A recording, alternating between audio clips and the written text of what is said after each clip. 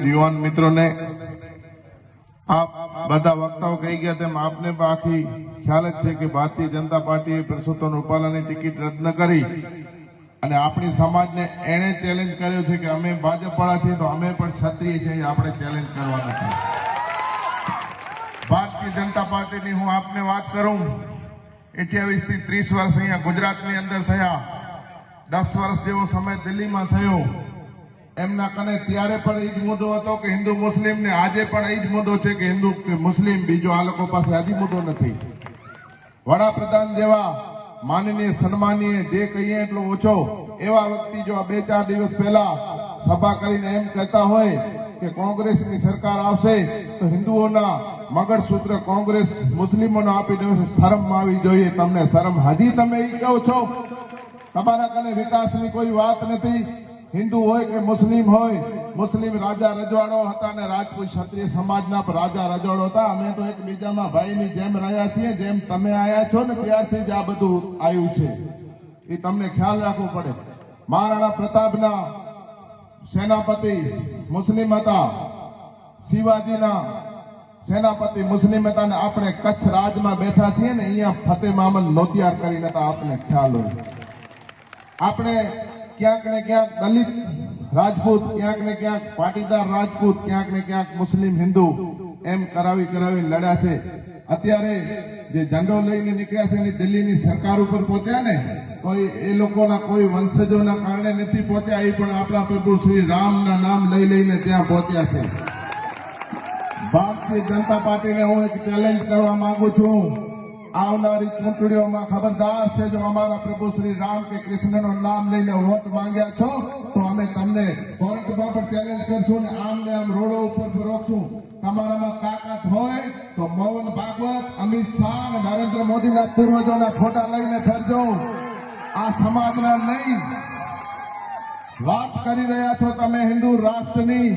અલ કબીર નામની એક સંસ્થા છે, એ પણ કોઈ મુસ્લિમની નથી, હિન્દુની છે, જે કતલખાનો ચલાવે છે. એના 250 કરોડ રૂપિયા ભારતીય જનતા પાર્ટીએ ફંડ લીધો છે. કયા મોઢે હિન્દુત્વની વાત કરી રહ્યા છે? જય જવાન જય કિસાનના નારા લગાવી રહ્યા છે. ત્યારે 45 આપણા જવાનો શહીદ થઈ ગયા. મિત્રો, હું પણ જમ્મુ કાશ્મીરમાં જઈ આવ્યો છું. સેનાની એક પણ ગાડી જાતી હોય તો સિવિલિયન ગાડી એલાઉડ જ નથી, તો કેવી રીતના પહોંચ્યો તે આરડીએક્સ? શરમ આવી જોઈએ તમને. જય કિસાનના નારા લગાવો છો. 1400 જેવા કિસાનોને તમે આંદોલનમાં મારી નાખ્યા તો એ કિસાનો હતા. તમને જય જવાન જય કિસાન લગાવવા નારાનો પણ અધિકાર નથી. નારી બેટી બચાવો બેટી બચાવની વાત કરનારી ભારતીય જનતા પાર્ટી જ્યારે આજે અમારી રાજપૂત સમાજની બેન દીકરીઓ ઉપર વાત આવી છે તો એ નારી સન્માનનું અપમાન કર્યો છે. ક્યાં ગયા છો તમે ધૃતરાષ્ટ્રો? મહાભારતમાં જ્યારે દ્રૌપદીનો ચીરહરણ થયો ત્યારે અનેક દુશાસનો ધૃતરાષ્ટ્રો બેઠા હતા. આજે પણ ભારતીય જનતા પાર્ટીના દિલ્હી જે ધૃતરાષ્ટ્રો અને દુશાસનો બેઠા છે, તમે ચેતી જાજો. આ ભારતની જમીન છે, એ કોઈ દિવસ નારીનો અપમાન થયો નથી.